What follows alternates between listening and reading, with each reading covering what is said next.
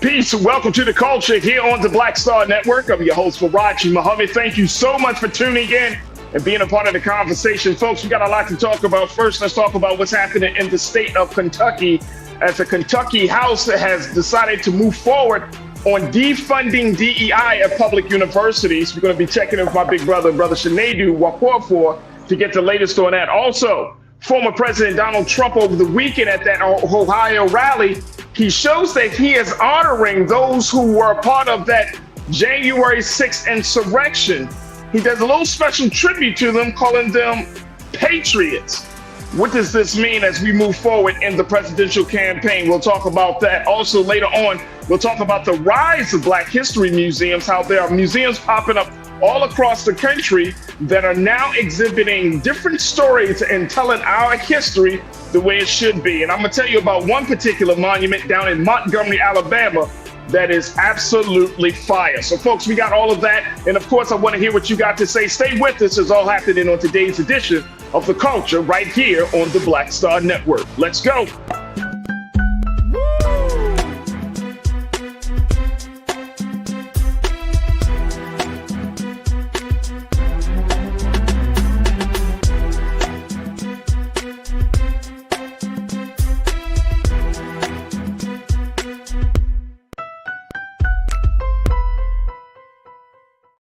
All right, folks, welcome to The Culture here on the Black Star Network. I'm your host, Farajii Muhammad. Thank you so much for tuning in and being a part of the conversation. Folks, we are streaming live on various platforms. First, let me tell you about our home platform. You can check us out there at blackstarnetwork.com. That's the website for the dynamic network that we're on, blackstarnetwork.com. You can go to the website, download the app for free. Make sure you go on and download the app on all of your devices, whether it's on a Google device, whether it's on Apple, regardless of what device you're on, you can download the app for free with Black Star Network. And we also invite you to check us out on social media and follow us at Black Star Network. Check us out there, as well as make sure that you put a little something in the bucket to continue to power us and move us forward in this digital movement. So go to our website today at blackstarnetwork.com, show your love, and we thank you for your support. Now, we're also streaming on a number of other platforms. You can check us out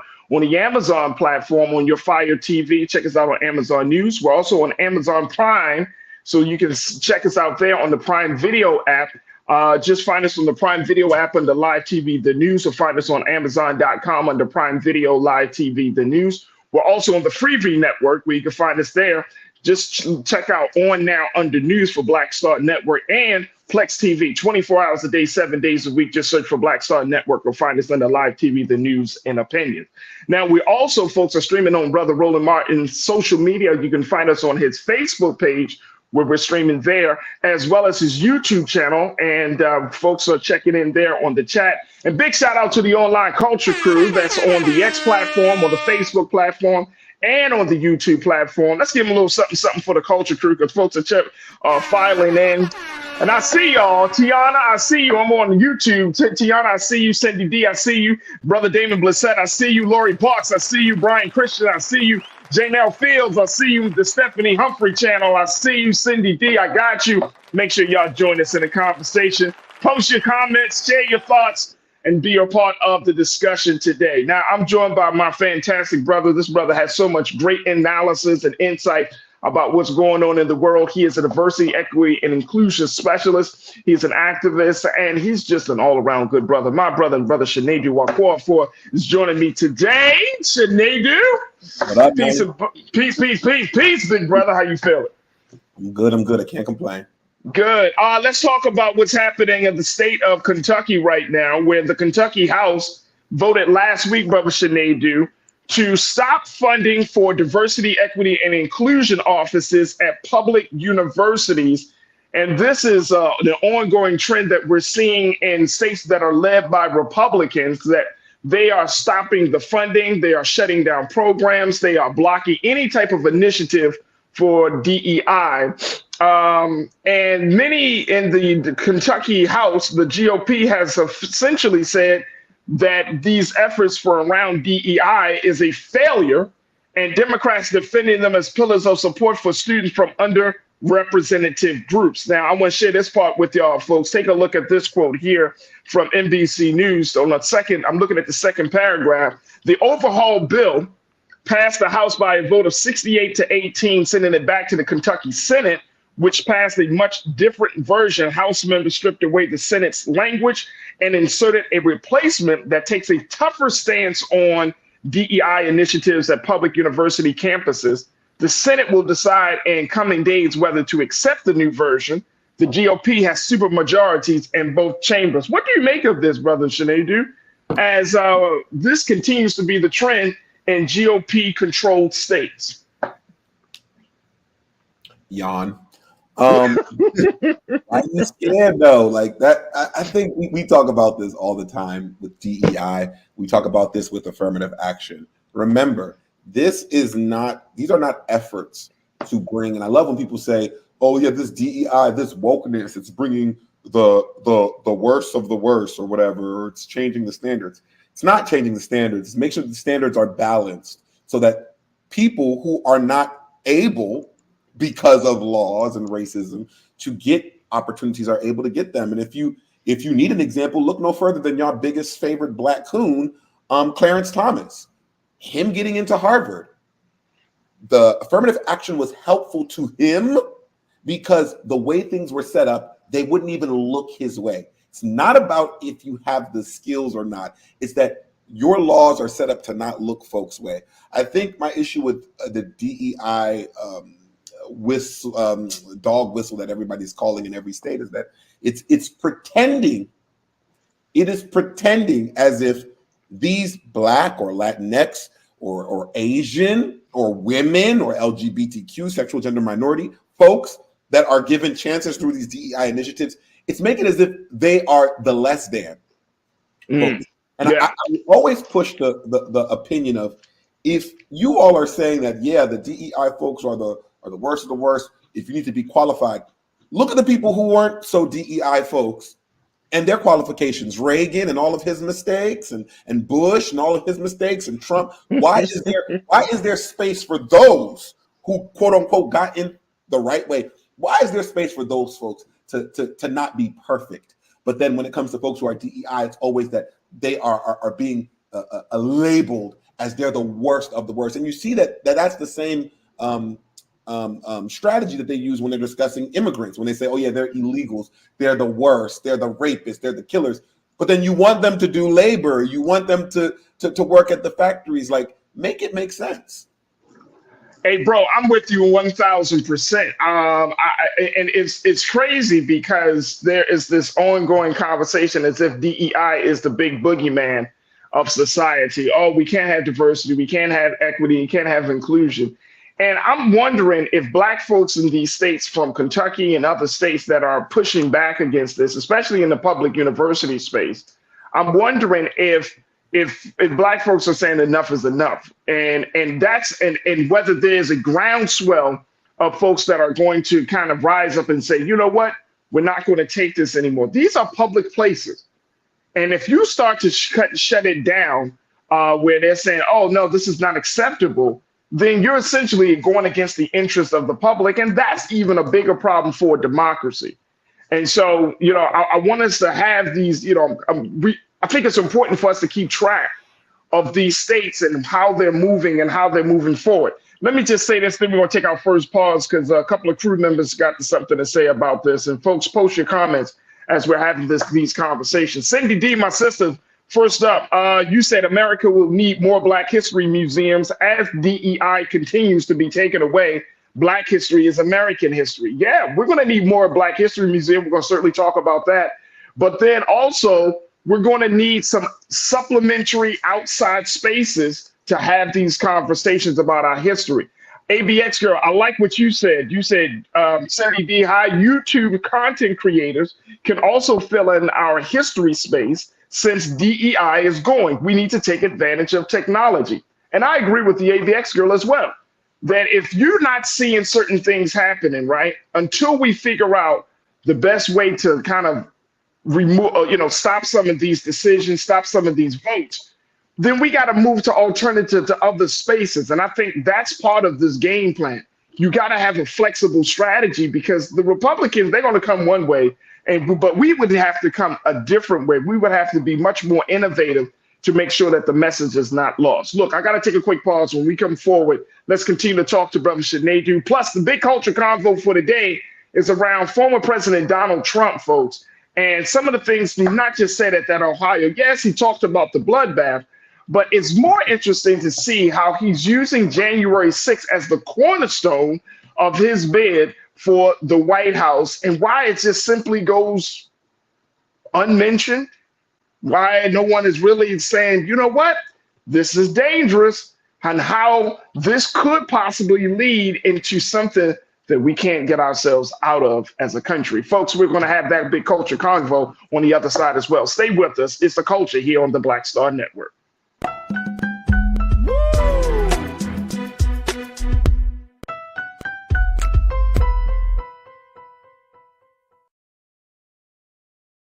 Pull up a chair, take your seat. The Black Tape with me, Dr. Greg Carr, here on the Black Star Network. Every week, we'll take a deeper dive into the world we're living in. Join the conversation only on the Black Star Network. Hi, I'm Dr. Jackie Hood Martin, and I have a question for you. Ever feel as if your life is teetering and the weight and pressure of the world is consistently on your shoulders? Well, let me tell you, living a balanced life isn't easy. Join me each Tuesday on Black Star Network for A Balanced Life with Dr. Jackie. We'll laugh together, cry together, pull ourselves together, and cheer each other on. So join me for new shows each Tuesday on Black Star Network, A Balanced Life with Dr. Jackie.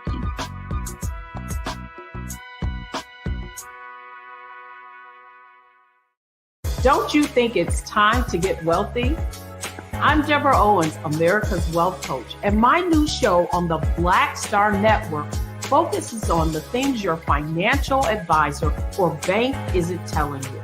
So watch Get Wealthy on the Black Star Network.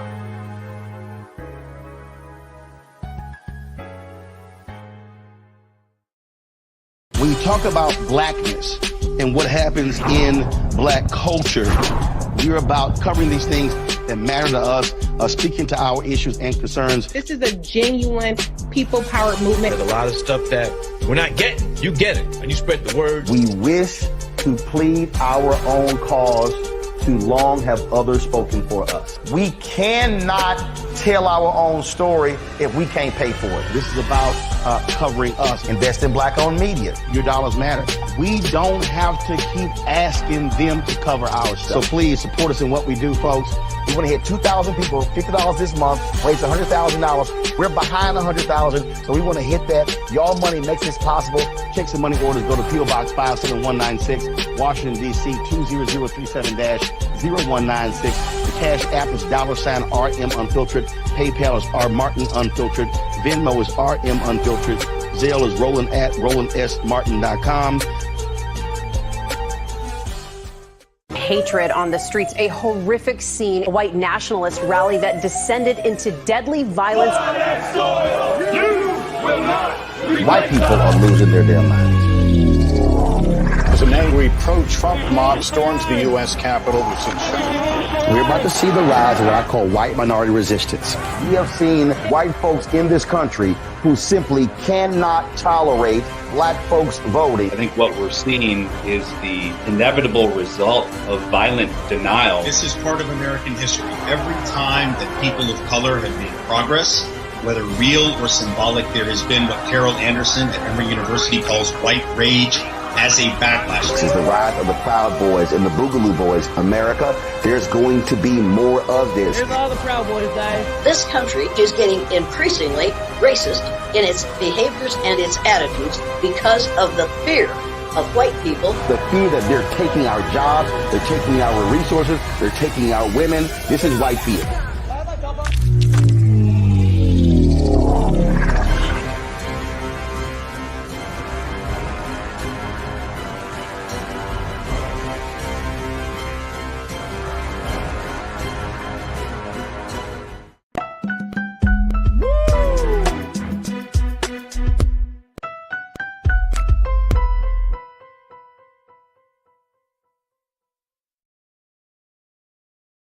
All right, folks, welcome back to The Culture here on the Black Star Network. I'm your host, Farajii Muhammad, joined by my brother Shaneju Wakofor, diversity, equity, inclusion specialist. He's also an activist and advocate.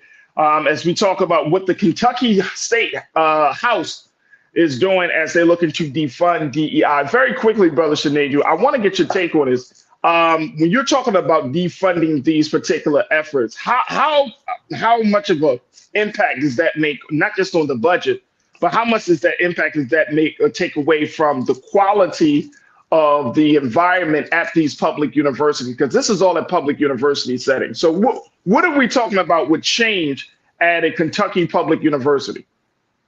Well, you think about Kentucky and its location, you think about the importance of first of all, you have to think about institutions. As much as institutions love folks that are in state, they also love people who are out of state and also international students, because out of state international students, they pay more money to go to university. So when you think about removing DE and I, you're also thinking about dwindling your incoming student numbers, because prospective student numbers, because folks don't want to go to a school where they're not understood. This is a different time. It's not okay for you to have a school that their cuisine isn't halal for those who are of faith, or even kosher for those who are of the Jewish faith, or even literally, or even having vegan and vegetarian options for those who are vegan and vegetarian. Like that, these are just very small things, but that is what DE&I is looking at. You're thinking about the sexual gender minorities. If folks' genders are not being affirmed at their schools, if certain bathrooms are not up to certain qualities, these are things that pronouns, these things, when you think about folks that are going to school, these are consumers.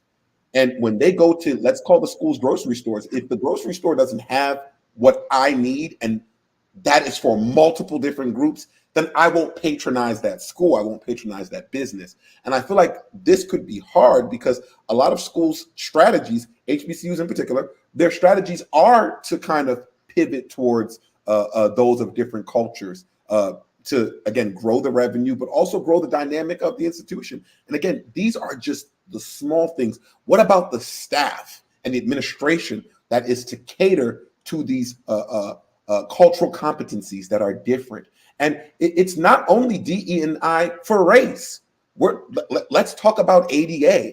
Let's talk about folks with disabilities. We have to also think about those who are neurodivergent. This is also what DEI is addressing. I think what's funny is when people look at DEI, they just, let's say what it is. You see DEI, you see nigga. That's what you think, but that's not what it is. And it's been proven many times that folks like to zero out on very specific things when it comes to diversity, equity, and inclusion. It's also for white women as well. Same thing we said about the affirm. It's also for women as a gender as a whole as well too. So we hear this, the statement, cut the nose to spite your face. Just like we said about affirmative action, that's what we're doing here. And this will affect everybody. Because what business, when you think about it from a economical perspective, think about these businesses that are coming in thanks to the Build Back Better, the IRA, Infrastructure Reduction Act, that President Biden has put into place. There are billions of dollars for multinationals to come into this country. Who are they going to look for? Where they're going to build their headquarters for making solar panels and things of that nature? It's more of the South that has the space. But the problem is you need people with the know-how. You don't get people with the know-how when you don't have diverse institutions. That is heavy. That is heavy. And I want to share that with you. And let's go even further. In Kentucky, folks, this particular House passed version of this bill would ban, according to the reports, ban race-based scholarships and defund DEI offices and staff positions.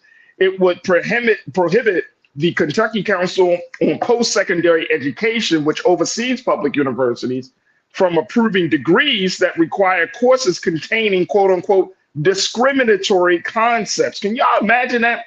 You go to a school and then they don't even recognize that your accreditation. They don't even give you a degree because it contains what they deem as discriminatory concepts. This is very deep. Very, very deep. Now, here's the other thing. There are about 30 states that have introduced bills banning or limiting DEI initiatives during their current legislative session. And, NBC News, they put up this map of the country.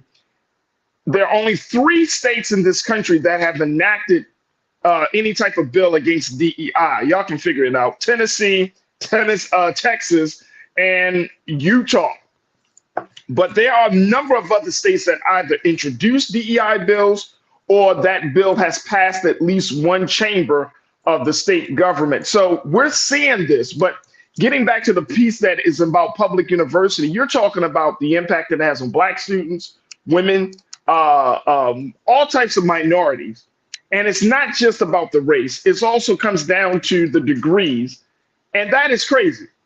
That is crazy that you can go to school in some of these states, and guess what? Your degree will not matter. All right, let me go to what the crew is saying around this issue.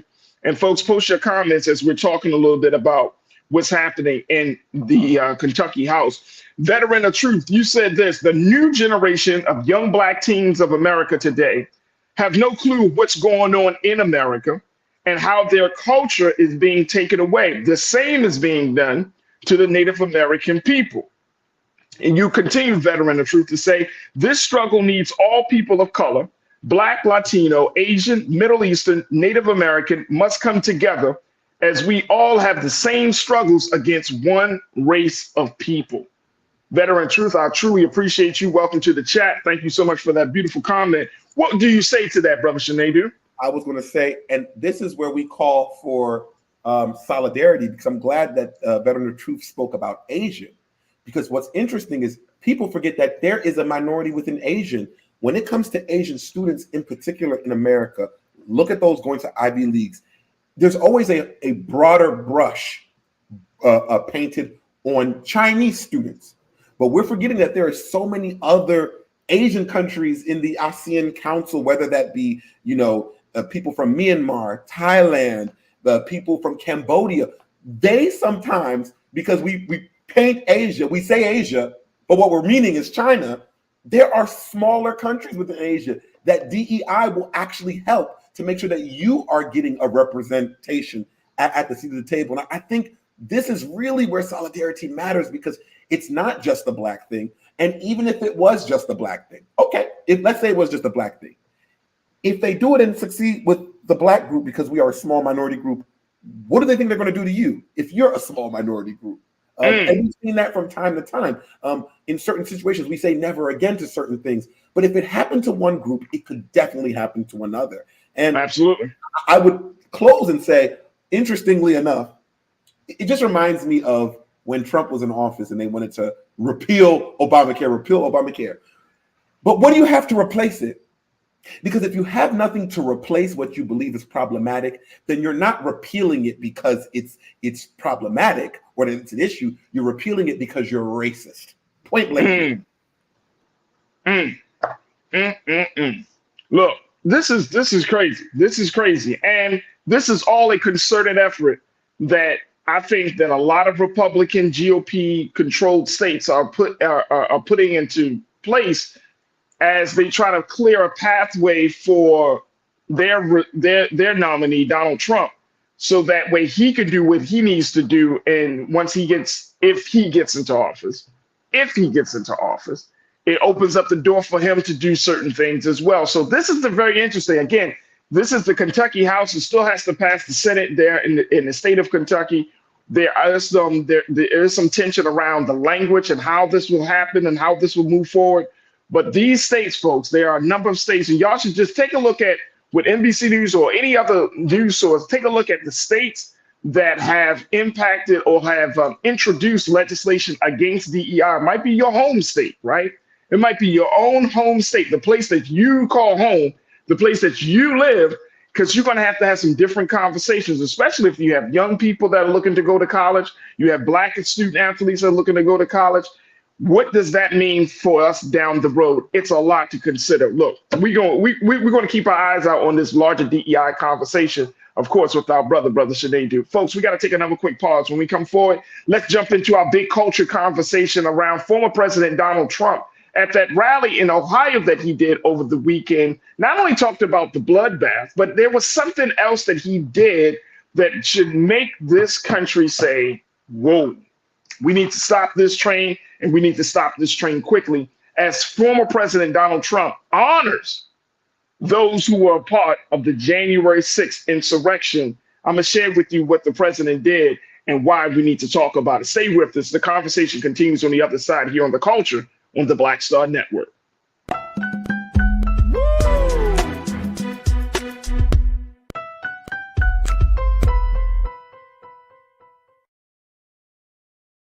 Hatred on the streets, a horrific scene, a white nationalist rally that descended into deadly violence. White people are losing their damn minds.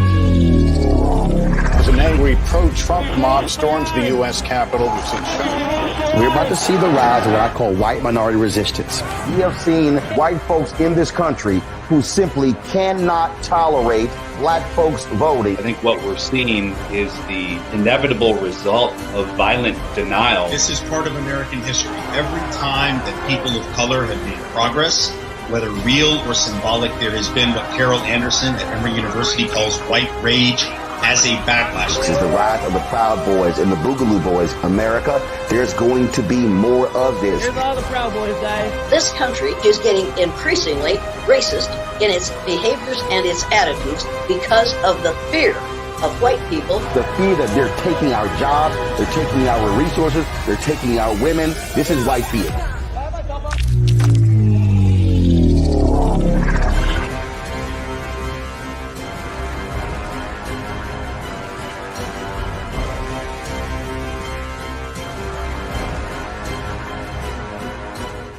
Pull up a chair, take your seat.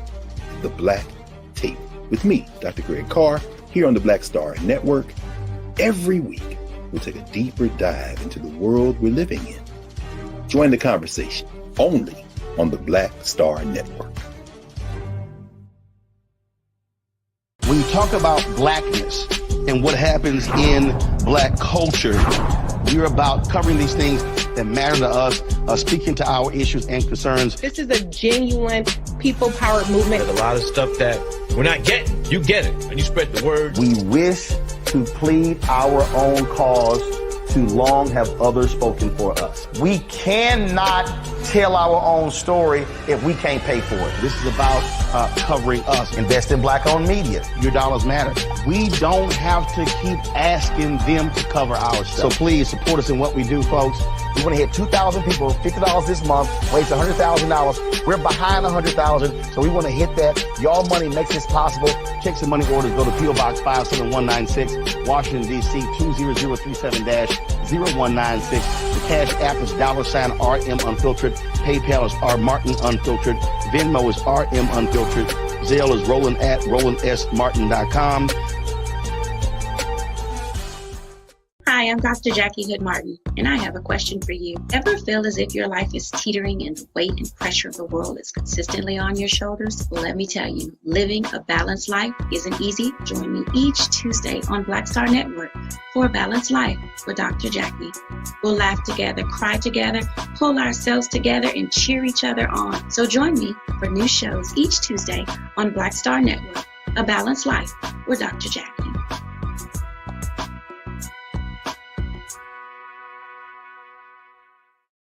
Don't you think it's time to get wealthy? I'm Deborah Owens, America's Wealth Coach, and my new show on the Black Star Network focuses on the things your financial advisor or bank isn't telling you. So watch Get Wealthy on the Black Star Network.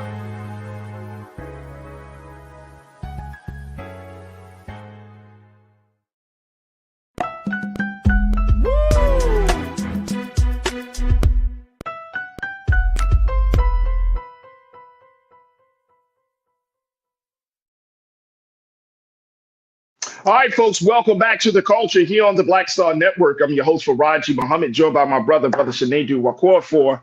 And I wanted to switch gears and talk about former President Donald Trump, Brother Shanedu. Because at the hey, look, I know some people are like, what? Oh, man. But I wanted to bring something up because I saw this piece in the Associated Press, and it clicked for me. It really, really clicked for me, right? And this is not coming from a space of fear. This is coming out of a space that we need to be aware.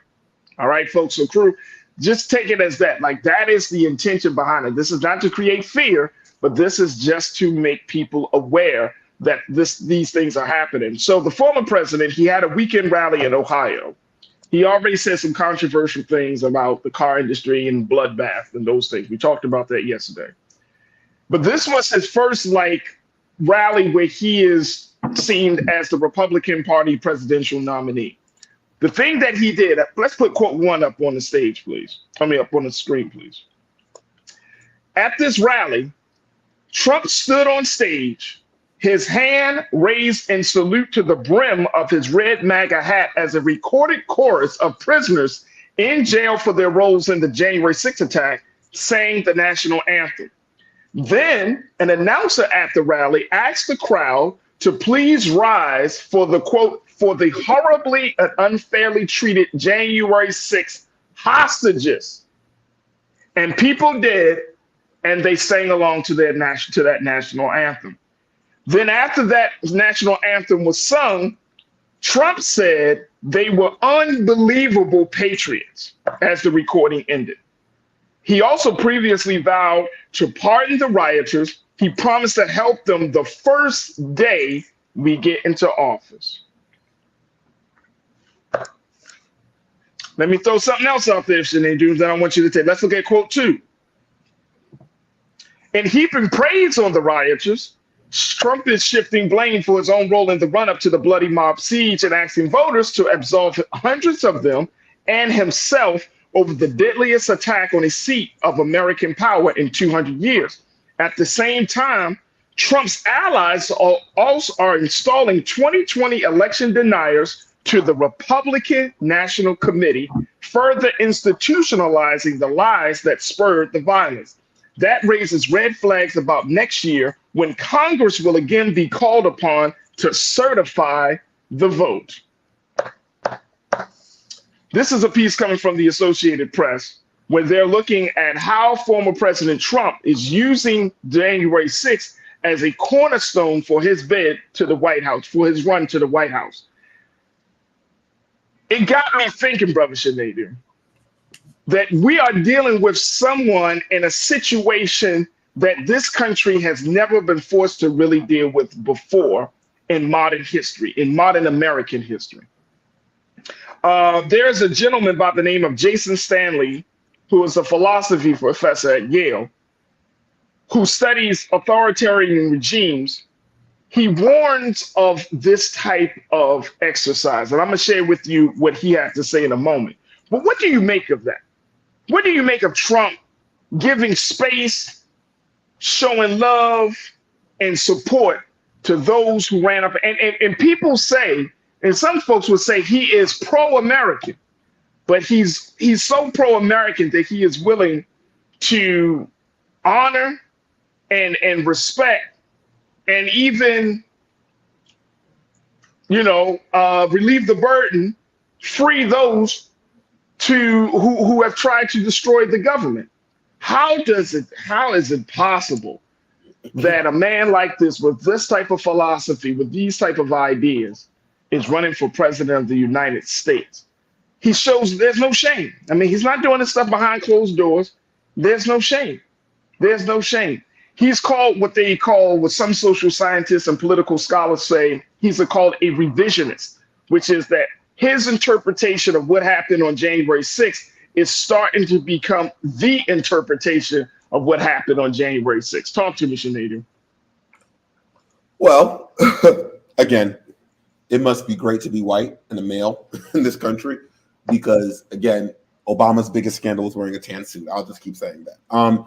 I think Trump is doing what Trump does best. Like, he controls the pundits. He controls the libs on all sides. Like, I think Ana Navarro, a political commentator, she said this on The View yesterday, and I thought it was very, very poignant.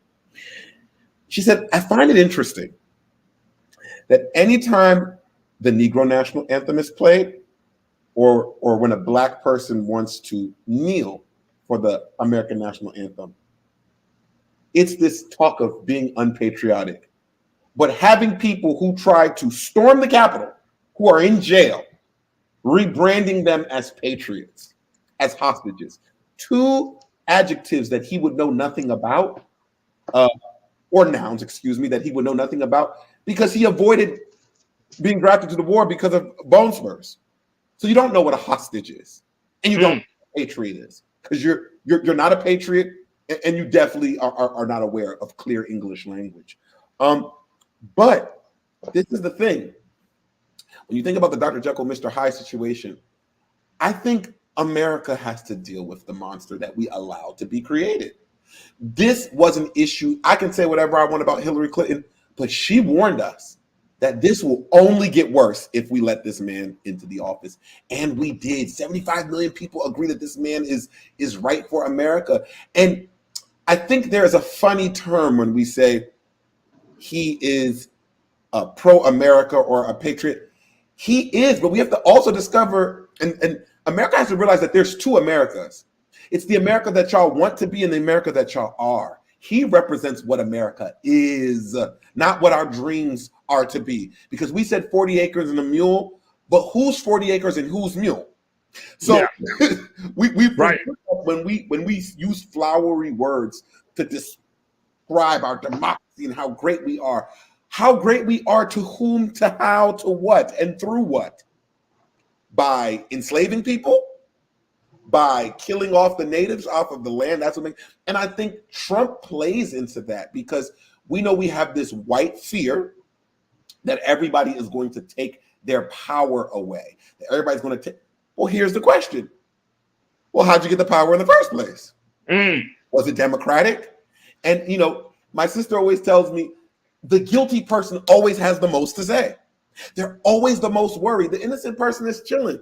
And I feel like this white fear, if him even saying the idea of bloodbath, like these terminologies that he's using that just gets him more media play, get more people to donate, whether he wins or loses, what's going to take place between November and January next year should be alarming. This year into next year should be alarming to people, because he is good at playing at the fears of not just the poorest, no, just the dumbest, no, but the most intelligent as well. And they continue to back him up because America historically has always been about preserving the white male ego. It doesn't matter if you're smart, because we saw that with Gore Bush. Gore was a better candidate than Bush, but look who we got. That is America. So I think he's a visual example of what we really are. And it's funny because we all like to pretend like we're better than this. Fuck that. You have seen forms of Donald Trump your whole life. In your cities, in your towns. He has now made it to the big screen. America, smile. This is yourself. All right, let's see what the crew has to say, and then we're gonna take another quick pause. Felita Cavett, welcome to the chat. You said, Felita, this is what the South did and has done with the Civil War. Axe Haley and Scott and Thomas and others. You're talking about that revisionist history, who tried to reimagine and try to redefine what we all know to be the truth, but they try to place it into a space of alternative facts, Felita. I'm with you right there. Thank you. And I hope that you continue to add to the conversation. As we look at this, Nicole Spicer, my sister, you said we need to take the 45 seriously when he is threatening bloodbath if he doesn't get reelected. January 6, 2021 was a test run. I think that's the sentiment of a lot of people. That's the sentiment of a lot of people. Nicole, thank you so much for posting that. And I think that is what it's amazing to me. And I want to take another quick pause. But this is amazing. I mean, man, this goes to show you how far this revisionist history will go. In the same report from the Associated Press that they're talking about this, they quoted a staff member of Trump's. I want to pull this up real quick, and then we're going to take a quick pause. They quoted a staff member. Now, first, let me just let y'all know, more than 1,200 people have been charged in the storming of the Capitol. More than 1,200 people. So I wanted to throw that out there because some of us may not know how many people were actually charged. 1,200 people were actually charged. But listen to this. This is Trump's National Press Secretary, Caroline Leavitt. She said that the Justice Department has spent more time prosecuting the former president and targeting Americans for peacefully protesting on January the 6th than other criminals. 5 people died, folks, on January the 6th. That doesn't sound like a peaceful protest. Then she said this: President Trump will restore justice for all Americans who have been unfairly treated. Brother Sinedu, what Twilight Zone, Black Mirror episode are we living in, bro? What? And again, what world are we living in when flowery words are only used for one people? You made a good point. 5 people died, right? 5 people died. 5 people died.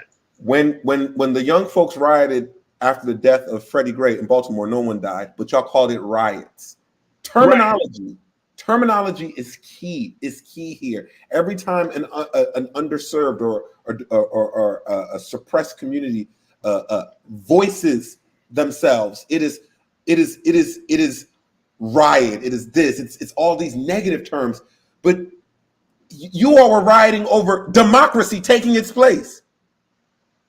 There was no proof that the election was stolen. You all were rioting over democracy, and now you all are calling patriots when you are trying to take over your own government. Like, do you realize that the folks who were certifying at the time of January 6th, Republicans were still in power?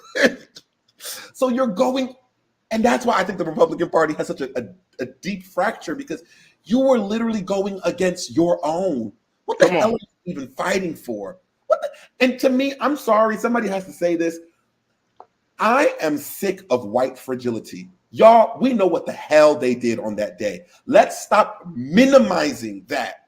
Because when yours and mine, when we go out and protest and we go out and rally, that is a stain on our city. Chicago is stained forever for when they riot. Detroit is stained forever. Baltimore, Philly, you name it. But then this is like we minimize it. Oh, they were fighting for their country. Their country? I just think, I'm sorry. I'm not carrying water. I'm not desensitizing. These people did some crazy ass shit, and I hope more of them will be charged for that. And we also need to be careful. A lot of those folks who went to jail are getting out soon.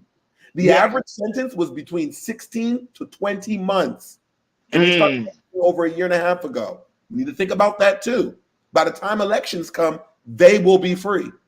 Wow. Look, I got to take a quick pause. I want to get some final thoughts with you, Brother Sinedu. So stick around. Folks, I want you to join me in the conversation. Continue to post your comments on the streaming platforms for Big Brother Roland, his Facebook platform, his YouTube channel. We would love to hear what you have to say as we're talking about former President Donald Trump honoring January 6th, taking time out of his rally time to show that he is in full support of those who stormed the Capitol on January the 6th. And he's using that as the cornerstone for his White House run. What's your take on this? Post your comments, share your thoughts, and then, of course, stay tuned. We still got more conversation about this on the other side here on The Culture on the Black Star Network.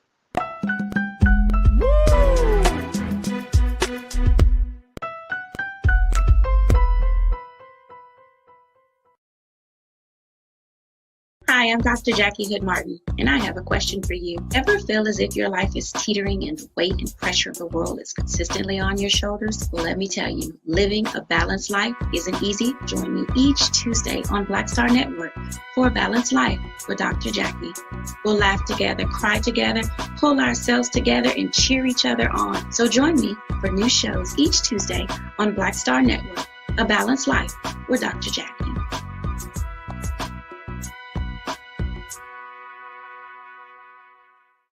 When you talk about blackness and what happens in black culture, we're about covering these things that matter to us speaking to our issues and concerns. This is a genuine people-powered movement. There's a lot of stuff that we're not getting. You get it, and you spread the word. We wish to plead our own cause.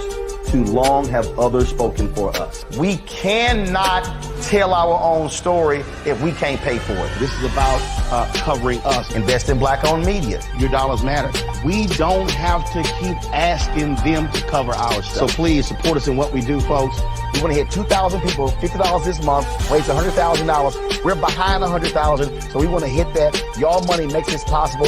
Checks and money orders go to P.O. Box 57196, Washington, D.C. 20036-0196. The Cash App is $RM Unfiltered. PayPal is R Martin Unfiltered. Venmo is RM Unfiltered. Zelle is Roland at RolandSMartin.com.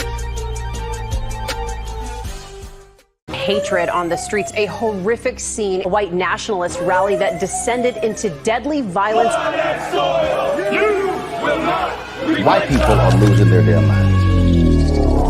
As an angry pro-Trump mob storms the U.S. Capitol, we've seen We're about to see the rise of what I call white minority resistance. We have seen white folks in this country who simply cannot tolerate black folks voting. I think what we're seeing is the inevitable result of violent denial. This is part of American history. Every time that people of color have made progress, whether real or symbolic, there has been what Carol Anderson at Emory University calls white rage as a backlash. This is the rise of the Proud Boys and the Boogaloo Boys. America, there's going to be more of this. Here's all the Proud Boys, guys. This country is getting increasingly racist in its behaviors and its attitudes because of the fear of white people. The fear that they're taking our jobs, they're taking our resources, they're taking our women. This is white fear.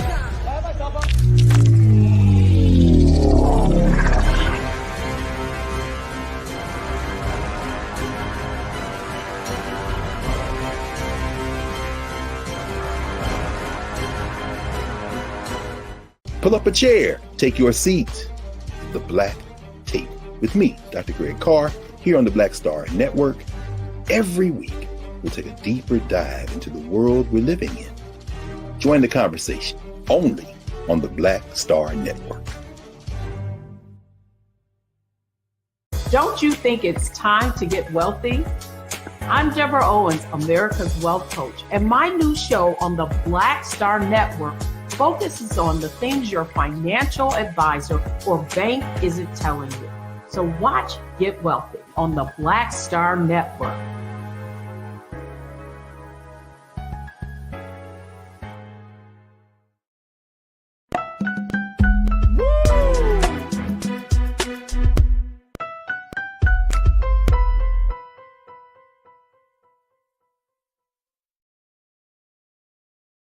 All right, folks, welcome back to The Culture here on the Black Star Network. I'm your host, Farajii Muhammad. Thank you so much for tuning in and being a part of the conversation.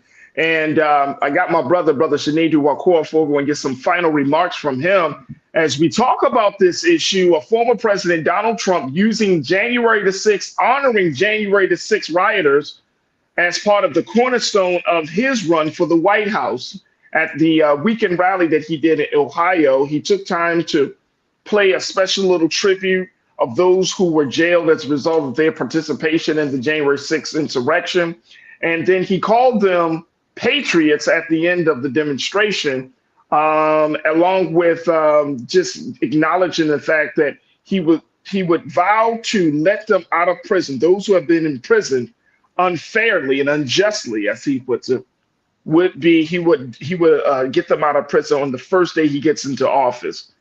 If he gets into office. Brother Shinedu, this is so fascinating to me because when we look at how this thing plays out, I have never seen, first, none of us has ever experienced anything like this. This is, some would say, the political scholars say that this was one of the most deadliest attacks on American power in the last 200 years. So we haven't been around for certain things. So to see this happen, and I'm speaking of January the 6th, to see this happening and now to see the aftermath of this happening is something else. How it's being contextualized by both Democrats and Republicans and us as constituents is something else. And I wanted to share this piece from this professor very quickly. And I know, dear brother, and I thank you so much for your time. But I wanted to share this piece from this professor who talks about what we are actually looking at, what we are facing right now with this situation with Trump. This is coming from, again, from the report from from Associated Press. This is what it said. Let's put up quote 3, please. Thank you so much.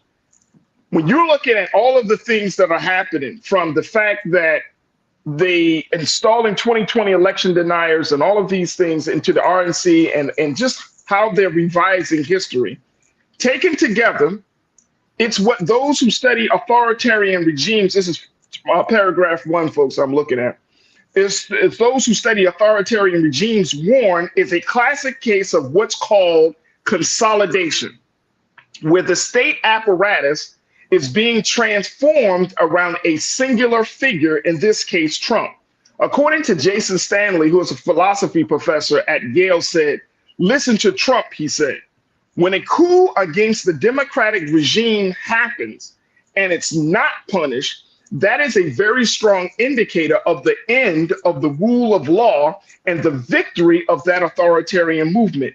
Now, Mr. Stanley is the author of a book called How Fascism Works.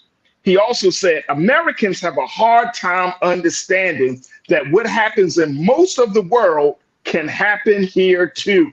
Woo! Woo! Brother Sinead. What happens in most of the world? We hear about coups. We hear about governments being overthrown. We hear about factions of the citizens of the country deciding to take violent action. We hear about all of that. And some of us tend to believe, oh, that could never happen in America. But then we see January the 6th. We hear about political figures being attacked. We hear about judges being threatened because of, like, the judge down in the case of Fannie Willis down in Georgia, how he was threatened by Trump supporters. Like, you hear about these things, but there's still this thing in your head, like, this is never going to happen. But even more so than that, the very strong indicator of the end of the rule of law and the victory of that authoritarian movement. You said it earlier, bro. He's going through this whole process. This man is the presumptive nominee. He is going to be the nominee for the GOP, for the Republican for the Republican Party.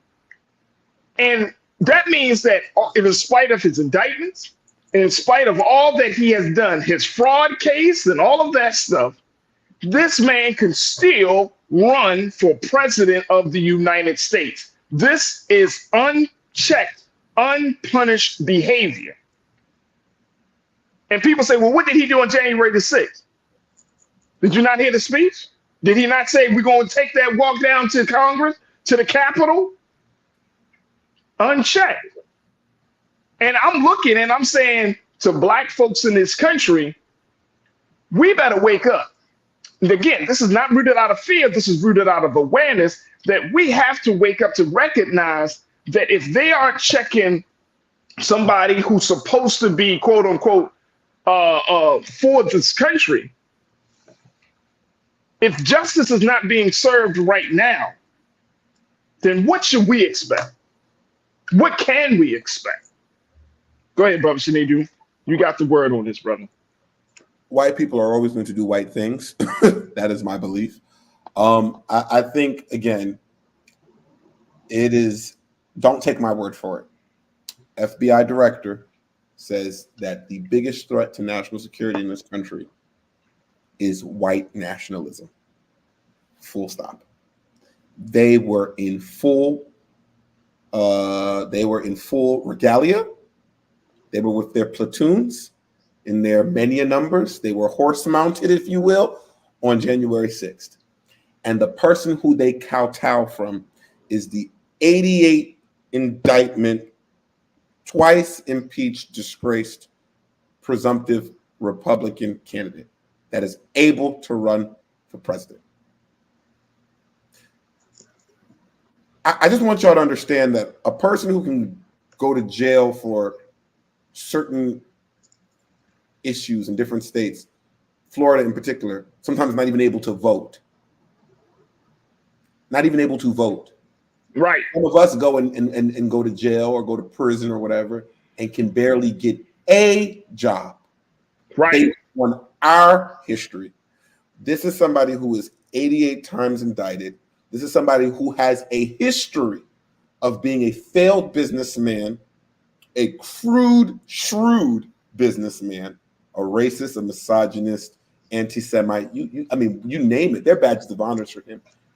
And this is the person that led a group of people who, by the definition, if y'all forget, FBI's job is to be the top cops of our country.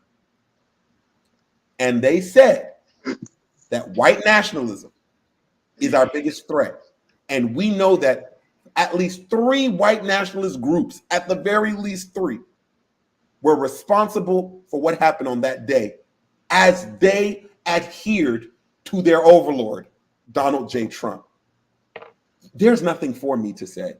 We see the writings on the wall. And I say this, it's just white people playing around. And I say that because they're going to find ways to circumvent this. But I shout out to Tish James and Fannie Willis, Tish James in New York and Fannie Willis in Georgia, because yet again, Black women to the rescue. Sucks, but yet again, it seems like we are the only ones doing the job. So I don't have much to say here. I just want to watch this play out because I've seen white people in this movie before. I've seen them make a horrible depiction of themselves and win Oscars at the end of the day. So I'm just going to keep watching. Hey, look, that's the only thing we can do to a certain degree. And I said this yesterday, Brother Sinead, on the show. I said the only thing that's stopping Trump from getting back into the seat is the people. The people, the American people, right? That's the only thing. We are literally in a time where our sanity, our view of ourselves, all of that is being challenged, and we're going to have to make some decisions. This is so much bigger than Biden and Trump. I'm really serious, y'all. This is bigger than Biden and Trump. This is bigger than Biden and Trump. You're seeing something happening, right? And as the American people, you got to ask yourself the question, like, where do I stand on this? It said in a piece from AP News that even as Republicans worry privately that Trump risks turning off women and independent voters he would need in the general election rematch against Biden, top aides have said there's only so much that they can do as Trump is going to be Trump. And those white women will vote for him. We saw that in the exit polls because, and I think everything is historical, and this is why people ban books. Just like what we saw in slave times, just like what we saw in the feminist movement. It has been proven that white people will go against themselves, white women in particular, will go against their own interests just to uphold the white patriarchy. Because you barely hear people denouncing this man unequivocally. We saw with Nimrata, Nikki Haley, when she decided to step down, she said, "I will not endorse him." We'll see. We heard Mike Pence say that on the news on Sunday, that he is not in support because of his, evangelical values. Right. Why just can't you know what I find funny? What? When it comes to our Black community, when we want to move up somewhere, we basically have to go on TV and say, "I don't fuck with certain niggas." Y'all know who I'm talking about. We have to basically say it in those words. Obama did it. Everybody of high stature. We basically have to go and say those words. "I don't fuck with y'all." But I find it interesting that when it comes to our these folks who are on the Republican side, they find all these different ways to skirt around saying, "I'm not fucking with this man." I mean, isn't white supremacy amazing? Isn't it interesting how they do? It's native. I say white supremacy when the comments about his bloodbath, the bloodbath comments came out over the weekend. I posted on one of those gossip blogs or whatever. It's like white supremacy is a hell of a drug. It is. You know what I'm saying? It's a hell of a drug. And when you got to the point where you can't even stand on any type of morals, values, or you can't stand on no principles. Mm-hmm. Mitch McConnell, weak as water. You reluctantly endorse him. Mm-hmm. Other Republicans in the party, y'all know the man is destroying the party. Y'all know the man was, his own followers were calling for, y'all were the ones running on January the 6th in the hallways of Congress. You weren't being embraced. You were running from them. You were just as afraid as Nancy Pelosi and all of the other Democrats, but then you stand with the man. And this is, again, this is bigger than one man. It's this, you stand with this idea of that, oh man, well, if I don't stand with them, then they're going to do this to me. And that's weak. At the very least, Mitch McConnell, he made fun of your wife. Your wife. And you still rolling with him. And you still rolling with him. See, at the very least. You see what I'm saying? Mike Pence, look. Hey, bro, Mike Pence flip-flop on his support, right? But these are the same supporters that had a gallows in the middle of the White House, right there on it, saying hang him. But you like, you doing this, what? And then you expect the American people to take you seriously. You expect the American people to follow your moral authority, but you can't come outright and just denounce a man that whose followers literally tried to kill you and who has not said anything to derail that. He didn't say, oh, no, don't go that far. He kind of laughed at it. A wise man once said that behavior that we're talking about is called bitch assness. Look, I can't take it, man. Like, this is crazy. And then again, I'm gonna go back to this and I'm gonna let you go, brother Sinead. We got to take a quick pause. Then after all of this, here's how it comes back home for Black America. We see all of this stuff happening. We see the diminishing of the rule of law. We see all of these special conditions being made for him and his people. And then you want us to put hope and faith in a system that doesn't even punish the most flagrant violator of the system. But you want us to put hope and faith in that? No, come on, man. Come on. Look, we got to take another quick pause. Brother Sinead, my brother, I thank you for the extra time you gave us today. Truly appreciate you, bro. I thank you. God willing, we'll reconnect with you next week, man. But thank you so much for being, all right? Yes, sir. All right, bro. Look, I got to take a quick pause. When we come back, let's get more of your comments. Stay with us. It's The Culture here on the Black Star Network.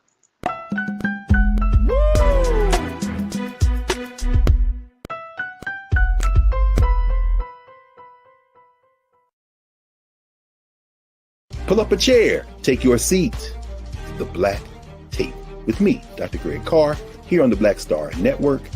Every week, we'll take a deeper dive into the world we're living in. Join the conversation only on the Black Star Network.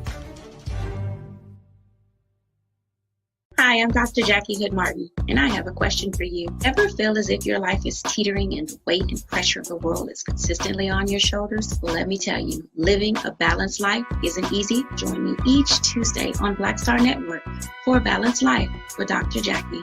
We'll laugh together, cry together, pull ourselves together, and cheer each other on. So join me for new shows each Tuesday on Black Star Network, A Balanced Life with Dr. Jackie.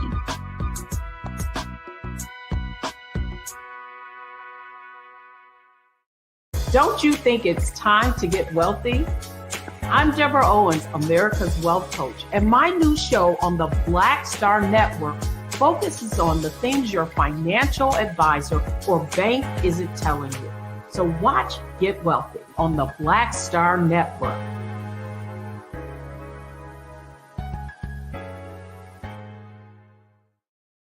When you talk about blackness and what happens in Black culture, we're about covering these things that matter to us, speaking to our issues and concerns. This is a genuine people-powered movement. There's a lot of stuff that we're not getting. You get it, and you spread the word. We wish to plead our own cause too long have others spoken for us. We cannot tell our own story if we can't pay for it. This is about covering us. Invest in black-owned media. Your dollars matter.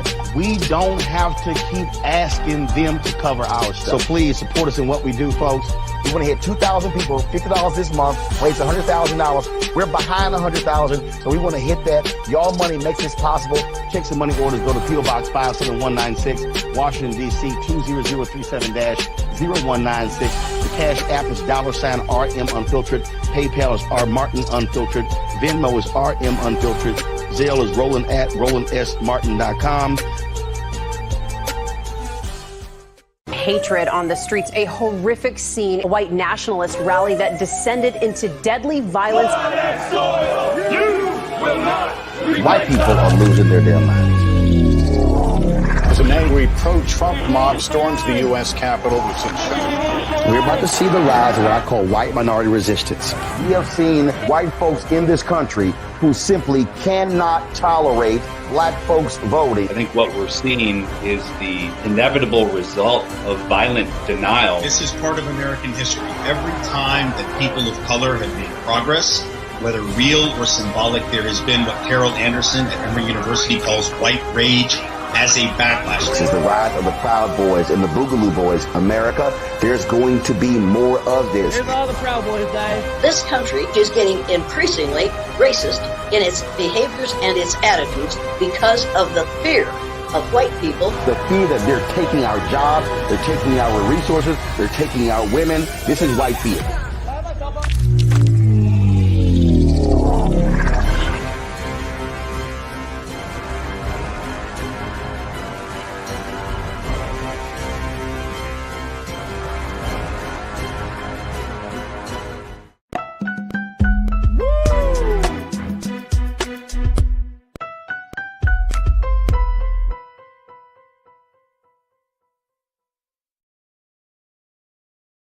All right, folks, welcome back to The Culture here on the Black Star Network.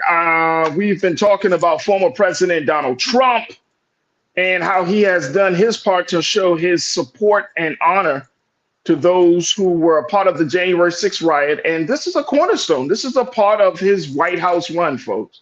At his rally, his weekend rally in Ohio, he took time out to play a little snippet, some sound from those who were jailed while singing the national anthem. And then during the course of that moment, the announcer from his rally said to please rise for the horribly and unfairly treated January 6th hostages.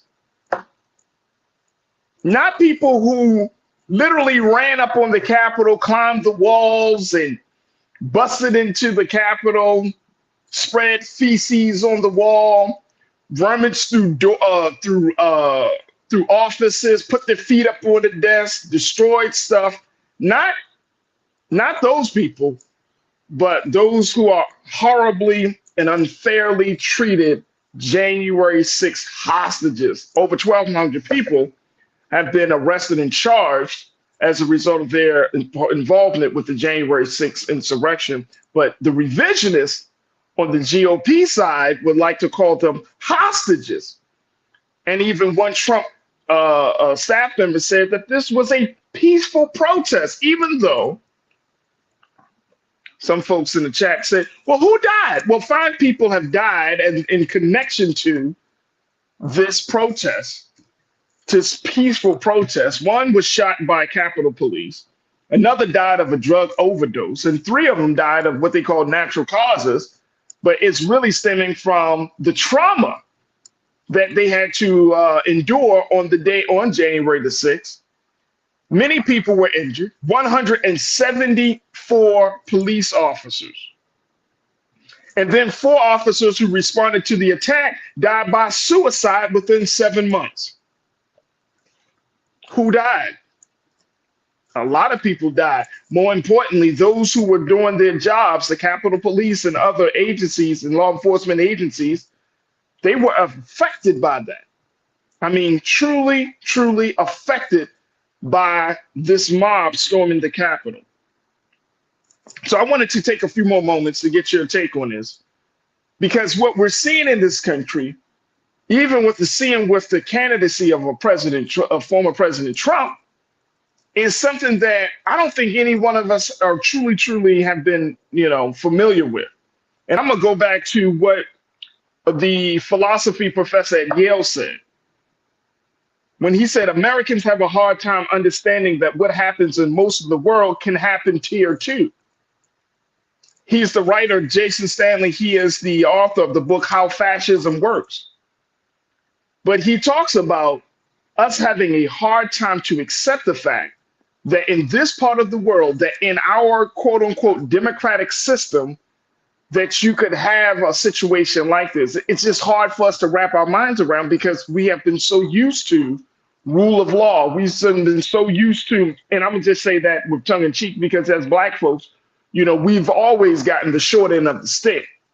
We haven't received full justice as we deserve, but we have been so used to kind of things being in a stable.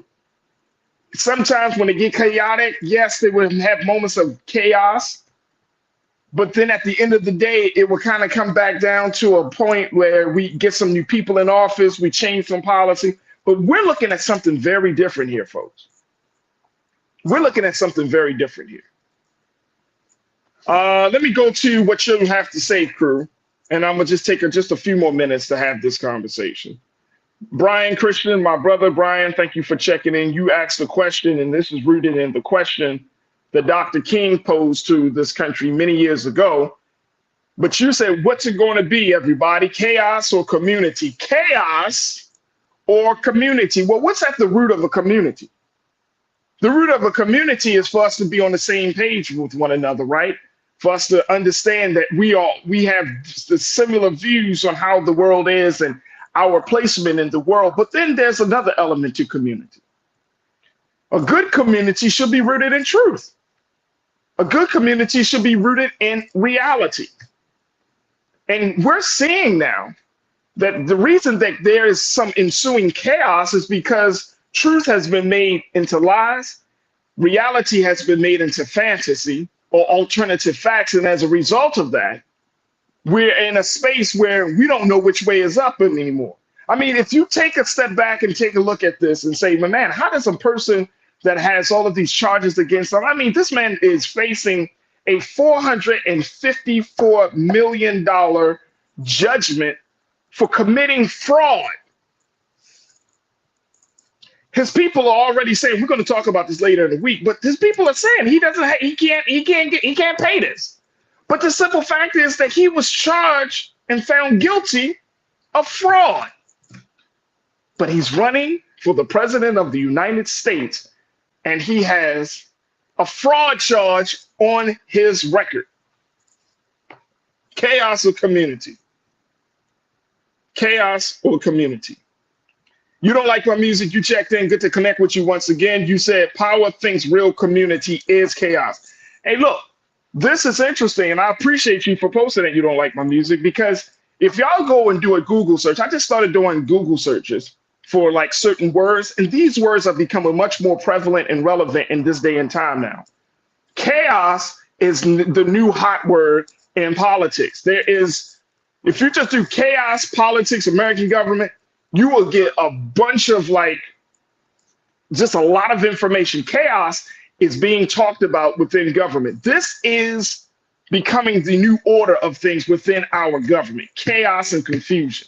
And it's been like this, but now it really has taken on shape and size, and it has found a home, and it has found its provocateurs, and it has found advocates. Chaos.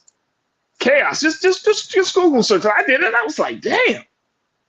When we talk about chaos in this, we're talking about destabilizing systems. When we're talking about chaos, we're talking about creating uncertainty within governments. Chaos or community. Let me see what else y'all say. Sean Ryan, you said, I want to know who gets that $450 million. Probably the state of New York. Probably the state of New York, Sean. Let's keep on going, because this is, and I'm going to do my part here on The Culture. We're going to continue to have these conversations, and it's, again, this is not about creating fear in anyone. This is not about creating fear. The way that you remove fear is that you got to have an awareness. You have to know what's really going on. So that way you can start to think of ways to handle the situation, right? Because once the fear comes in, because there's some level of uncertainty, there's some level of darkness. No, we're not going to operate in the dark anymore. The American people deserve to be in the light. And that's going to require some hard truths. That's going to require some uncomfortable conversations. But if this country is looking to get back on a track where it is truly about the people and the best interest of the people, right? And even, and this is the interesting part about the government of this country, because we do all live together or within the same boundaries, right? All 320 million of us in this country. We live in the same boundaries. We're not going to all think the same way. We're not going to see the world. We each have our various, an own unique experience of what life is. We go through all of those things. But the fact is that as a country, we got to figure out some different things. And that is going to be the real challenge. That's really what's on the ballot in November. The real thing that we need to check off on, or the real thing that we're going to have to vote upon, is who do we want to be? What type of country do we want this to be? What type of government do we want to have, right? That's what's on the ballot. It's not just about, oh, the personality of a Trump, the personality of a Biden.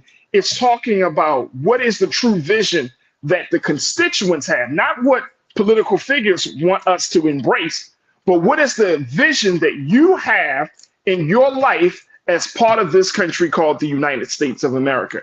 That's the question that I think that many of us, or at least all of us, the adults, registered or unregistered voters, we're going to have to ask ourselves, what type of country do I want to live in? What type of place do I want to be seen in and to be heard in?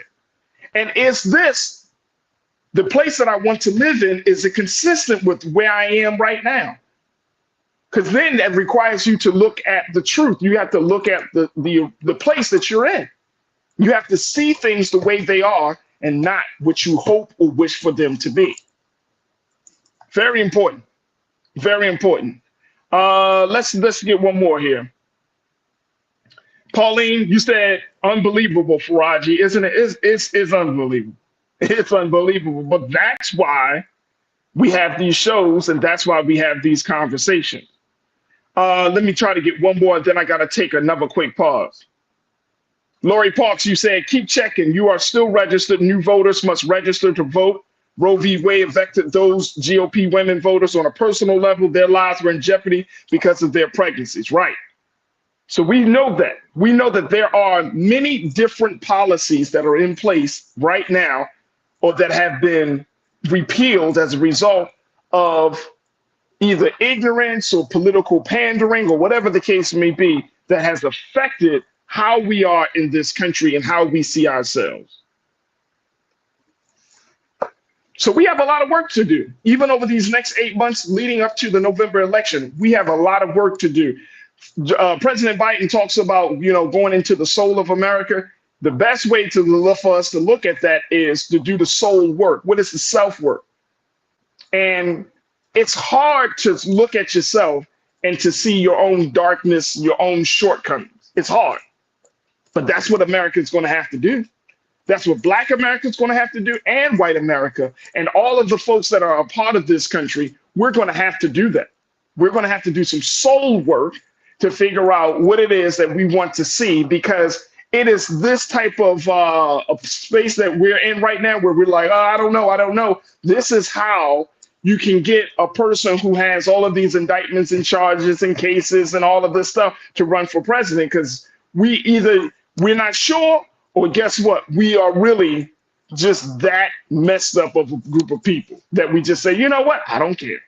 I don't care. I don't care if a misogynist takes office. I don't care if a man who has committed fraud takes office. I don't care if a man who's considered to be racist has taken office. I don't care if a man who some would say is a narcissist has taken office. I don't care. As long as he gives me a few dollars off of that tax break, or as long as he does this, a la carting somebody in order for us to get a little gain. But here's the thing, folks. Here's the thing. Nothing in this country affects only one group of people. If it affects one, it affects all because we're all interrelated. So yeah, so a policy that might be good for white America, but it could be detrimental to Black America, it affects us all because we are in this thing together. All right, I got to take another quick pause. When we come forward, let's switch gears. Let's talk about the rise of Black museums in this country and how it's important that in spite of DEI bans and bans on other pieces of our history, there is still a space for Black people and particularly Black children to learn about their history. I'm going to be checking in with sister and artist Benita Oliver to talk to us about this latest trend of Black museums that are cropping up all over the country and why we need to be supportive. Stay with us. This conversation is on the other side here on The Culture on the Black Star Network.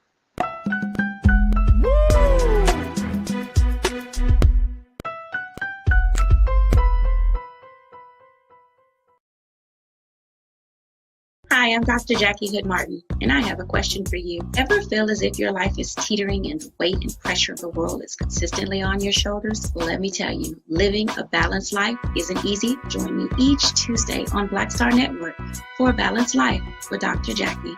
We'll laugh together, cry together, pull ourselves together, and cheer each other on. So join me for new shows each Tuesday on Black Star Network, A Balanced Life with Dr. Jackie.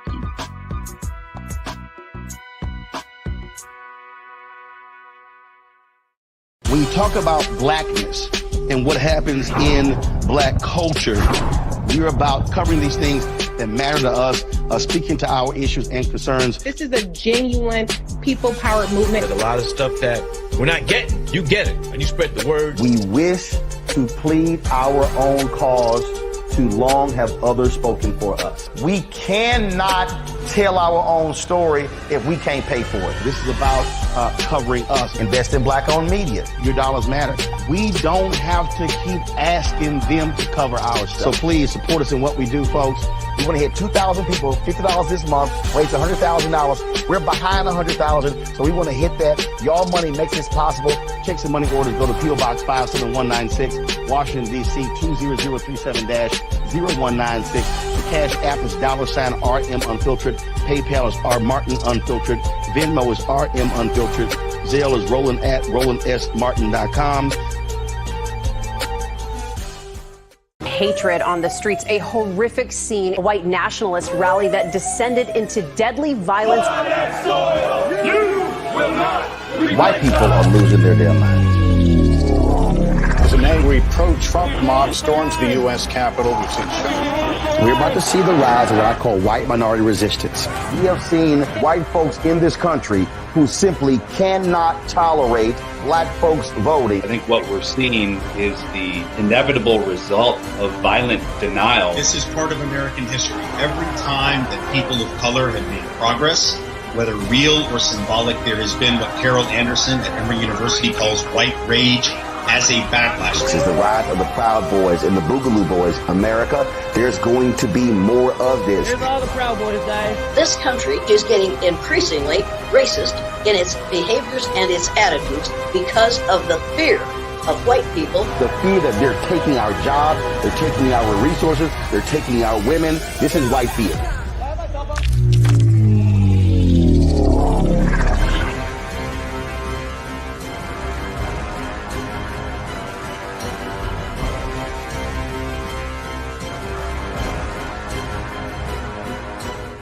Pull up a chair, take your seat. The Black Tape with me, Dr. Greg Carr, here on the Black Star Network. Every week, we'll take a deeper dive into the world we're living in. Join the conversation only on the Black Star Network. Don't you think it's time to get wealthy?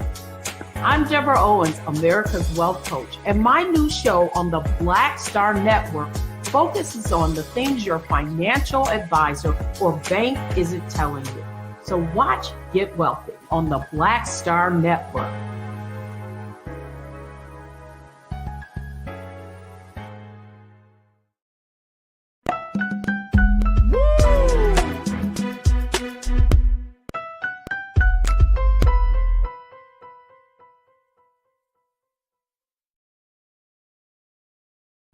All right, folks, welcome back to The Culture here on the Black Star Network. I'm your host, Farajii Muhammad. Thank you so much for tuning in and being a part of the conversation as we're streaming live on the various platforms. You can check us out on Big Brother Roland Martin's social media at Facebook, and we're on his Facebook page, we're on his YouTube channel, and also big shout out to those who are watching us on the X platform. So big shout out to the Culture crew on all three of those spaces. Thank you so much for being a part of the discussion. We wanted to have a conversation about museums and how our history is being told. And I'm saying, and I wanted to have this conversation because there is a dope new exhibit that's happened that's on display down in Montgomery, Alabama. And I'm gonna share more about this exhibit, but it's absolutely dope. But I wanted to have at least a conversation because there's a number of places around the country that are creating spaces for Black history and our stories to be told. So we're talking about the rise of Black museums. And here joining us is my sister, who is AKA, her name is French Leave. French, and I appreciate her for checking in. She is a Harlem-based, multidisciplinary performance artist and improviser. She creates these dope pieces, emotional pieces, body and space, a lot of concept art through voice and music, and she uses a lot of different mediums to tell our stories in a very, very personal and unique and very healing way. And so we want to welcome her to the airwaves of The Culture here on the Black Star Network, my sister, Bonita Oliver, AKA French Leave. Sis, how you feeling this afternoon? Peace and blessings. Peace and blessings. Thank you so much for having me on today. I love your show, so thank you. Oh, thank you. Thank you. Let's talk a little bit about, I didn't really get a chance to, you got a lot of like accolades for the work. You've been doing this. You've been in a number of different spaces, from the work that you're doing in New York, the work that you're doing for women, the work that you're doing for Black people all across this country. So you bring a lot to the conversation. What do you make around this idea that there are a number of Black places, there are a number of museums that are cropping up, and this is based on what I'm seeing here. And USA Today just recently did a piece around this. They said several Black museums have opened in recent years, with more coming soon. And they actually created a list, a whole list of African-American museums that have recently opened, such as the Harriet Tubman Museum of New Jersey, the historic Mitchellville Freedom Park in Hilton Head, South Carolina, the Jackie Robinson Museum in New York, Morgan State University, Lily Carroll Jackson Museum in Baltimore, the National Museum of African American Music in Nashville, International African American Museum in Charleston, South Carolina, the National Hip Hop Museum in DC, the HBCU Museum in Washington, DC, the Greenwood Rising Museum in Tulsa, Oklahoma, the Legacy Museum in Montgomery, and you still got more. What do you make of this, sis? What does this say to you? Well, first of all, this is amazing. I'm so happy that we have this access, that we are telling our stories, that we are making sure that history is told correctly. I am excited that this list has been compiled. In fact, I need to get that list. But there are also museums that have been in existence for some time that people don't really know about. And I'm here as a representative of PAMUSA, which is the Pan-African Historical Museum USA in Springfield, Massachusetts. And there are so many of these museums that have been around for some time that we also need to know about. But in any case, I think that right now, there's no better time than now to have this upsurge in new museums when history itself is being threatened in terms of our educational system. There are so many people pushing back on making sure that history is told in a way that truly reflects what has happened on this planet. So, absolutely. And sis, what do you make of this? I think that it's important for us to have museums, and I'm very excited to even have these museums. But there's a little part of me that says, as much as people say, well, if we just had a museum, then our history will be told. But then there's another part of our culture where we have to even value even having a museum, to even take our children or to take ourselves to see it. Like I grew up in Baltimore, relocated to LA, but in Baltimore we have the Blacks and Wax Museum in East Baltimore, right? But part of the issue that they face, as in even in a predominantly black city, Sister Benita, even in a predominantly black city like Baltimore, they still struggled to get black folks to come through the museums. They had to do fundraisers. They had to look for sources for funding outside of, with the state of Maryland and other places, right? Because culturally, that is still not, correct me if I'm wrong, it's still not a part of our experience growing up. Sadly, am I right or wrong on that? Sadly, I do not think you are wrong, unfortunately. Okay. I thought I was crazy. No, and that makes that, it hurts. It hurts, but it's very true. It starts at home. We have to make sure that we are raising our children, exposing them to alternative sources of information, letting them know that there is value in our history and our stories and our personhood and our humanity. We have to change our value system.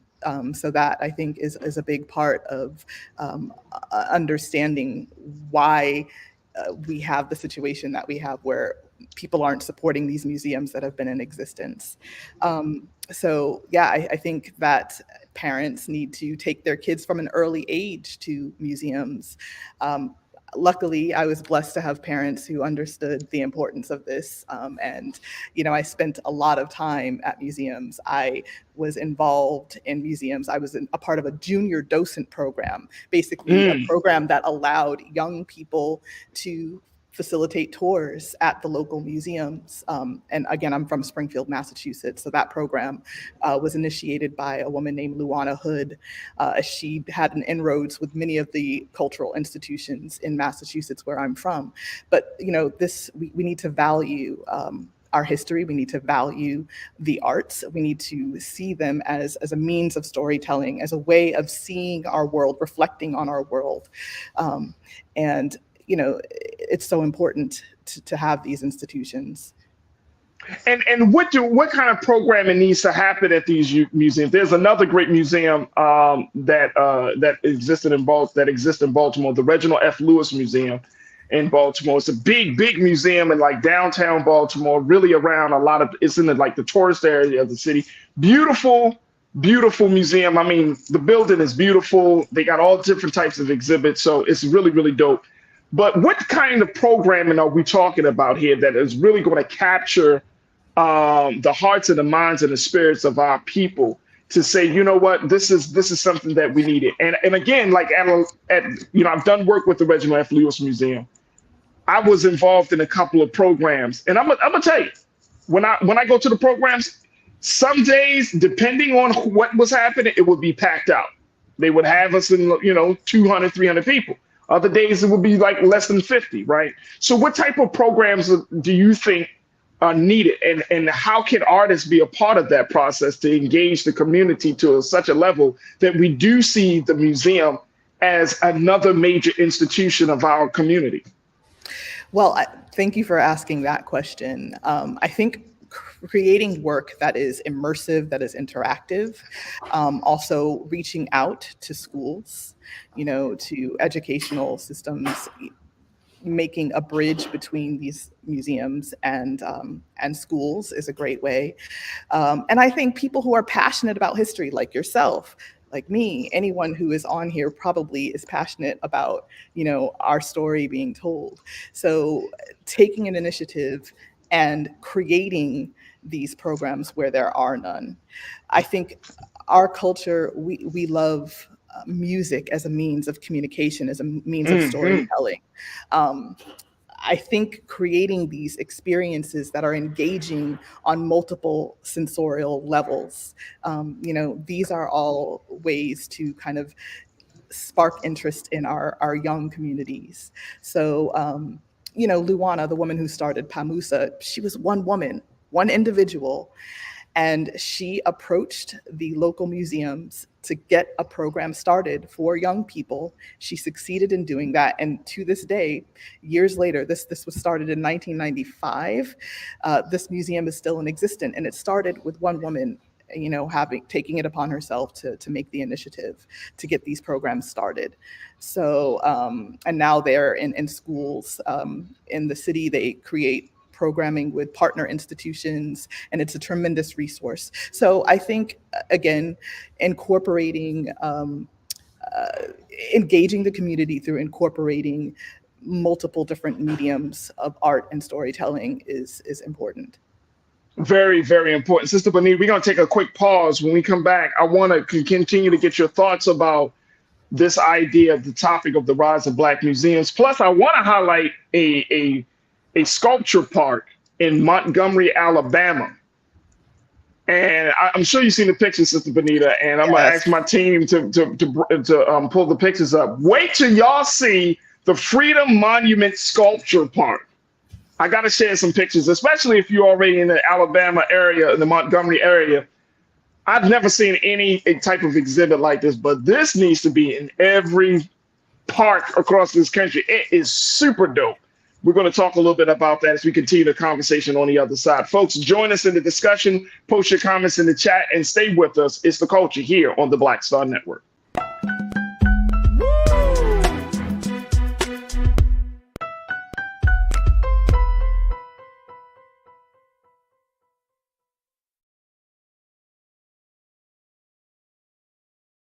When you talk about Blackness and what happens in Black culture, we're about covering these things that matter to us, speaking to our issues and concerns. This is a genuine people-powered movement. There's a lot of stuff that we're not getting. You get it, and you spread the word. We wish to plead our own cause.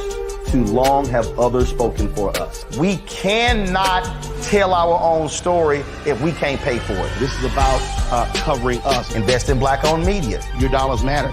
We don't have to keep asking them to cover our stuff. So please support us in what we do, folks. We want to hit 2,000 people, $50 this month, raise $100,000. We're behind 100,000, so we want to hit that. Y'all money makes this possible. Check some money orders. Go to P.O. Box 57196, Washington, D.C. 20037-0196. The Cash App is $RM Unfiltered. PayPal is R Martin Unfiltered. Venmo is RM Unfiltered. Zelle is roland@rolandsmartin.com.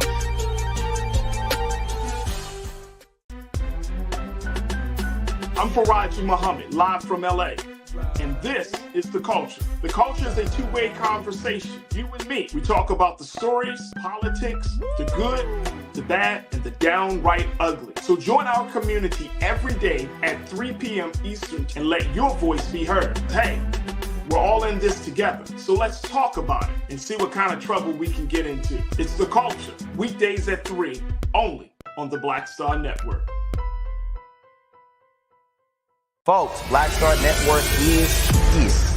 Oh, no punches! I'm real revolutionary right now. Support this man, Black Media. He makes sure that our stories are told. Thank you for being the voice of Black America, Roland. Stay Black. I love y'all. All momentum we have now, we have to keep this going. The video looks phenomenal. See, there's a difference between Black Star Network and Black-owned media and something like CNN. You can't be Black-owned media and be scared. It's time to be smart. Bring your eyeballs home.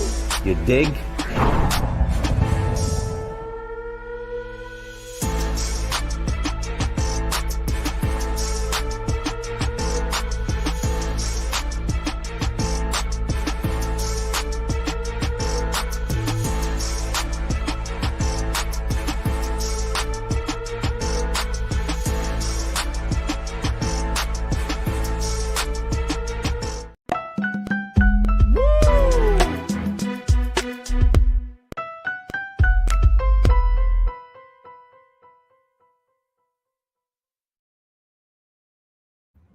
All right, folks, welcome back to The Culture here on the Black Star Network. I'm your host, Farajii Muhammad. Thank you so much for tuning in and being a part of the conversation as we're talking about the rise of Black museums. And I'm joined by my sister, Sister Benita Oliver, who is a multidisciplinary performer and artist. She is one who has been doing the work of using art to tell stories in a very, very special and unique way, encompassing, including all types of medium, from music to pieces to everything she can put her hands on to tell the stories that need to be told. And she is also an awarded artist.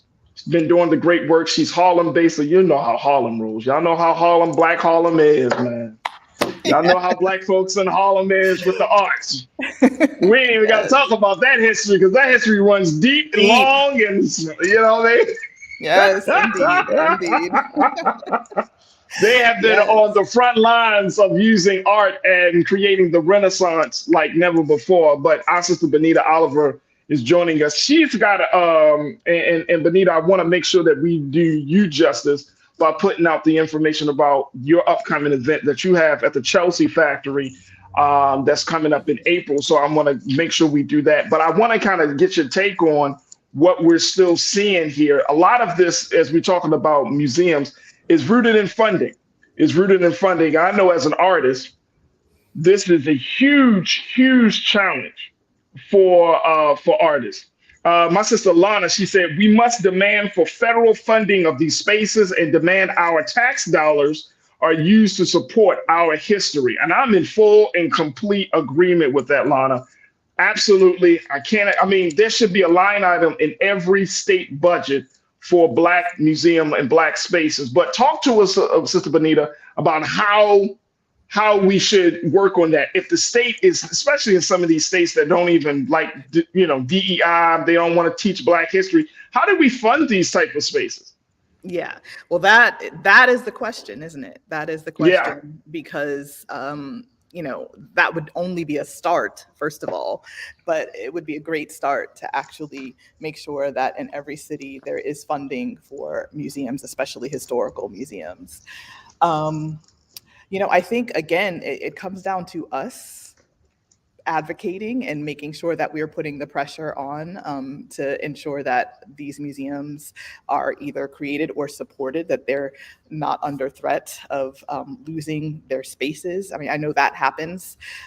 Sometimes a community-run museum, is just kind of like hanging by a thread. So it takes community support to be able to ensure that these institutions can continue to serve the community. So we need to self-advocate. We need to get out there and make sure that we're putting the pressure on to ensure that these museums are funded. Absolutely, and there is a reason for it. I want to pull up, if we can, Lise. Let's pull up the picture of the museum in Montgomery, Alabama, folks. This is the Freedom Monument Sculpture Park in Montgomery, Alabama. Look at this one. These are the type of images. This is coming from Simone Leigh. This is part of the equal justice. Have created a space or sculpture parks, and they have a number of them. This is just one of them. But look at this. The Equal Justice Initiative in Montgomery, dedicated to taking an unflinching look at the country's history of slavery, racism, and discriminatory policing. They have a number of different sites, and let's see if you get a chance, Lise, let's pull up the one for Freedom Monument Sculpture Park, the latest one, and I sent that link to you. But when you're looking at this, when you see these things, right? Like I've been to a lot of different museums, but when you see our people express our story, our pain, our trials and triumphs, when you see all of that, it's really a different experience, Sister Benita. It is such a different experience, right? And I have two small children. My son is 10, my daughter's 4, and we, exposed them. We exposed them, like let them know. Like that Black history, the Great Blacks in Wax Museum in Baltimore, they have an exhibit around slavery. And you go down to it. Now, this right here, look at this, y'all. Make this real big. This is dope. Thank you so much, Lise. This is Black Renaissance by Raven D. Clark. It's bronze 2023, but This is the museum. Look at this sculpture park. This is the Freedom Monument Sculpture Park in Montgomery, Alabama, where you can take a path past some of these pieces depicting the lives of enslaved people in America. Look at this thing is incredible. This is incredible. This is in Montgomery, Alabama, one of the traditionally known as one of the most racist cities in the country, and you seeing this type of work. Incredible.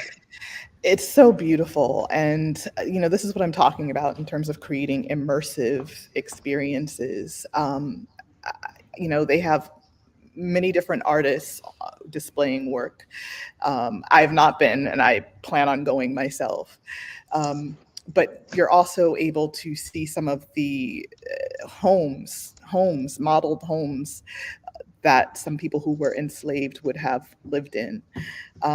You're walking through different pathways to see different sculptures, different representations of our people with a dignity that is deserved. Our ancestors were so powerful to be able to survive what they did. And the contributions that we have made to society are innumerable. Absolutely. So putting our people on display in such a beautiful and dignified way. It's very important for young people to see this from an early age. And I'm a big supporter of that. And I hope everybody will go to see this if they can. Take a museum tour. That's something that I've always, my parents, we would do. We would travel to different museums across different states to see what's out there. This is a way for families to bond, to come together, to have new experiences together. After you go to the museum, you come home, you reflect on what you saw, you have conversation to digest what you just saw, to process what you just saw together. Everyone, having a chance to respectfully share. This is important. This is not only important for our self-awareness, for our self-esteem, for building, but it's also about building connection and community. I hope everyone will go and also check out that list that you mentioned early on in our conversation. Take a family trip and do a museum tour. Absolutely. And that list is from USA Today. So all you got to do is Google Black museums and USA Today. I know we're short on time. So talk to us about the upcoming event that you have for Namesake by you, Benita Oliver. It's at the Chelsea Factory. If y'all want to get more information, you can go to chelseafactory.org, Chelsea, CHELSEA, factory.org. Sister Benita, what is this exhibit or this event that you have coming up? Thank you so much for giving me the space to share. So For Namesake will be at Chelsea Factory in New York City on April 3rd at 7:30 p.m. I am so grateful that International Contemporary Ensemble will be premiering one of my musical pieces, one of my musical compositions, and also Chelsea Factory is hosting this, and I will also be displaying one of my tapestries, my visual art pieces. So again, that's April 3rd at Chelsea Factory in New York City.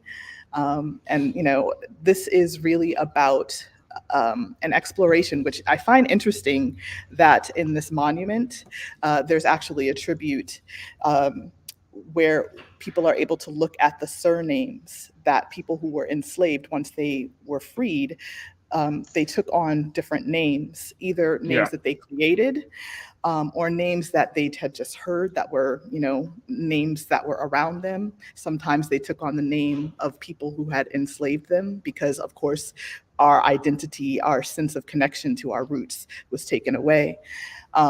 So this piece For Namesake is actually also a reflection on that. It's mapping the journey of our surnames and examining the power dynamics of surnames, how it actually kind of maps a story of what has been done. So, I'm actually looking at this through the lens of my own family surnames. Of course, these names don't have any connection to my bloodline. They were names that were given to my ancestors or that my ancestors took on. And so I'm exploring the roots of the surname, and again, what atrocities to people and to land that have been done in those names. And it's basically an invitation for collective healing and contemplation of how do we reset the trajectory as we bear these names moving forward. Chelsea Factory is the place, folks, and my sister Bonita Oliver is the woman behind it. It's called For Namesake, and this is at the Chelsea Factory on April the 3rd at 7:30 p.m. Eastern Time. It's a small fee to get inside. I'm talking about super small fee, y'all, to get inside, but you will not be disappointed about what you can expect to see. Sister Bonita, I cannot thank you enough. We got to bring you back more to have more conversations about the arts and how we can continue to use it to empower our people. But I thank you so much for joining us today here on The Culture. Thank you. Thank you so much. It was a pleasure. Thank you. Absolutely. You're welcome. All right, folks, make sure y'all support my sister Bonita Oliver, the Chelsea Factory. Check that out at chelseafactory.org. All right, folks, our time has been well spent. I thank each and every one of you. I hope you enjoyed the show. Make sure you support us at Black Star Network. Go to our website today. Download the app at blackstarnetwork.com.